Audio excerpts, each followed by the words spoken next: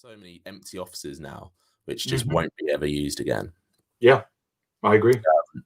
For you, Paul, where's the opportunity next, right? Where do you predict, like we just said, this commercial property has that opportunity coming up, but for the tech side and for M&A sides, what's going to be happening in the next 12 months? Because from where I'm standing, it's just going to be a really interesting time. So from Mhm. where you're sitting, really in amongst it all, you must see some really cool stuff happening.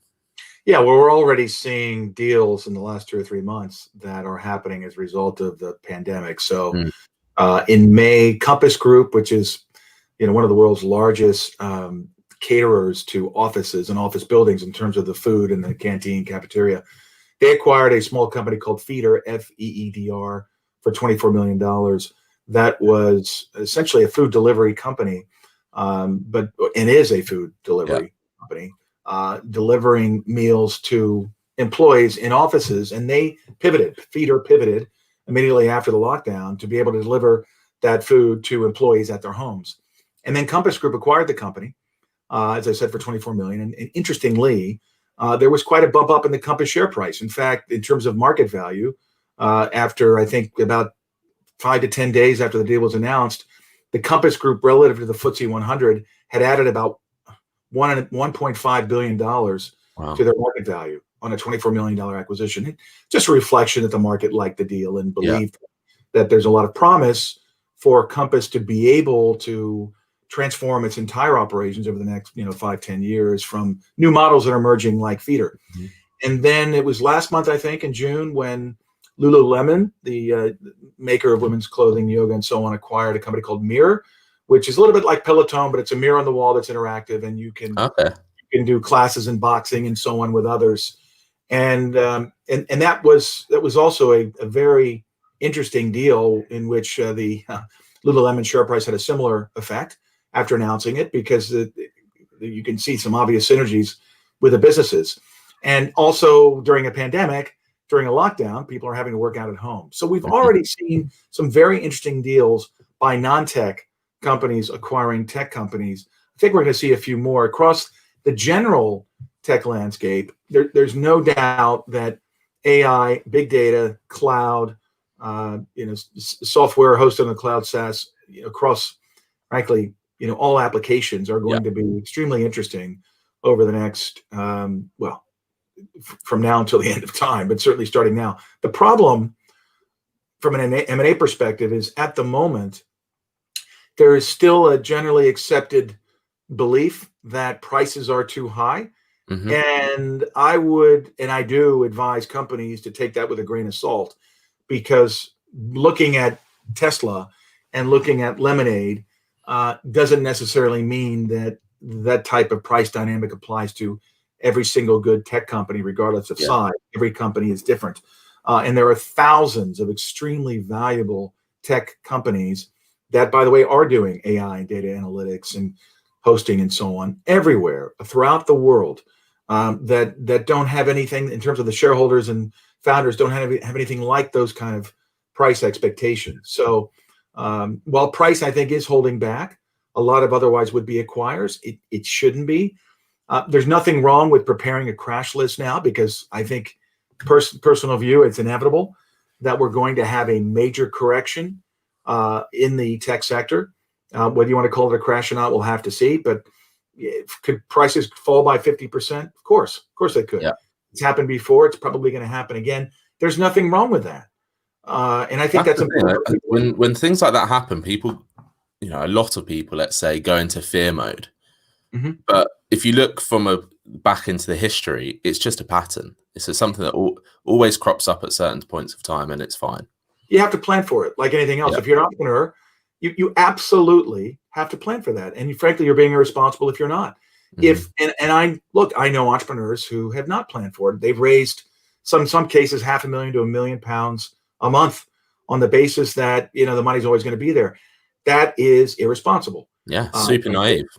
It's some entrepreneurs will tell you, well, they didn't feel like they had a choice, or they're just trying to patch up to the next, or bridge to the next month or next Yeah. quarter, because that order is going to come through. The order that we've been told will be signed is coming through, Yeah. but it very often doesn't. So the responsible thing to do is raise a little bit more cash than you think you need, and always be cognizant of the fact that when the market crashes or corrects and prices of tech companies correct, there's a ricochet effect throughout the entire ecosystem.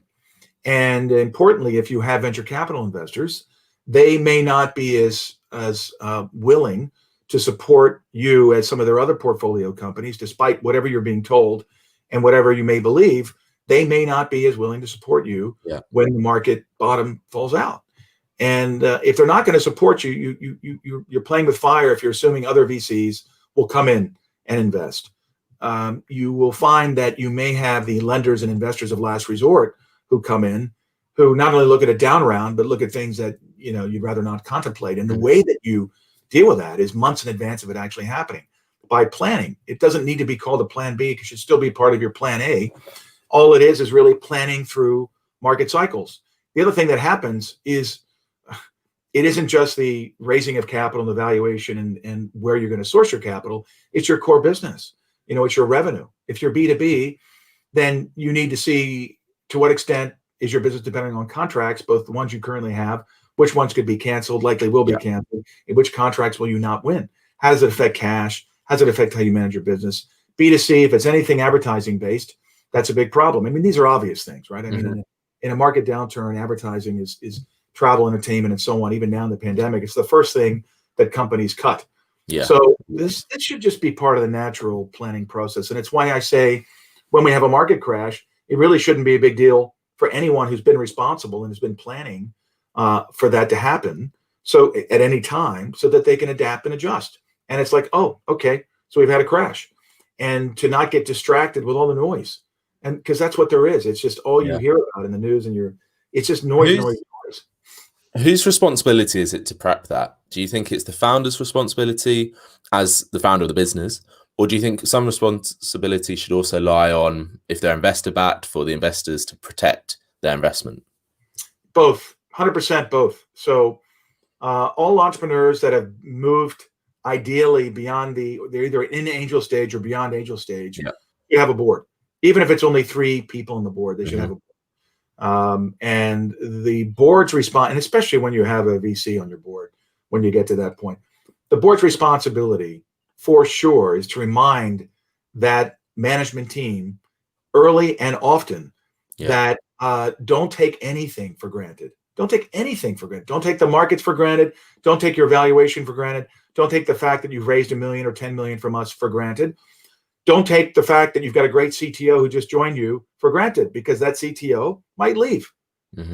Don't take anything. So that's the board responsibility, is not just to help with planning and to help with recruiting and to help with sourcing capital and strategic partnerships and channel relationships and possible customers and other introductions. Yes, but it's absolutely the responsibility to constantly remind management to not take anything for granted. Anything can happen at any time. Always be prepared. Management should also have, I'll tell you what I tell entrepreneurs, and I think it's probably a little bit unusual, but my advice to entrepreneurs who are looking to raise capital, whether it's $500,000 from an angel or whether it's 20 million in the Series B, is try to think of yourself as a risk manager.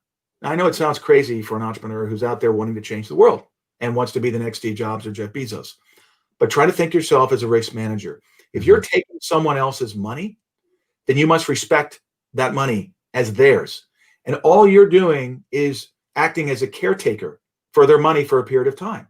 And you are managing the risk attached to their capital. Because it's gone into your bank account and you're using it, doesn't mean it's yours. It really isn't.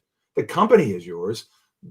The people, everything you're trying to do and changing the world is about you, but the money is there. So when you're first talking to investors, talk to them in the context of also being a risk manager. Make it clear to them and be sure that they understand you when you say, understand this is your money and you want it back. And we know that you want a return with that. We're very clear about that. We're 100% clear. We know you want it back. We know you may want it back in 3 years rather than 7. So we will respect that. And we consider ourselves risk managers of your capital. And very few entrepreneurs will ever say or think anything like that. But if they can be genuine about it, So often it takes time to think in and cogitate. Yeah. And So it's a really great way to phrase it to them.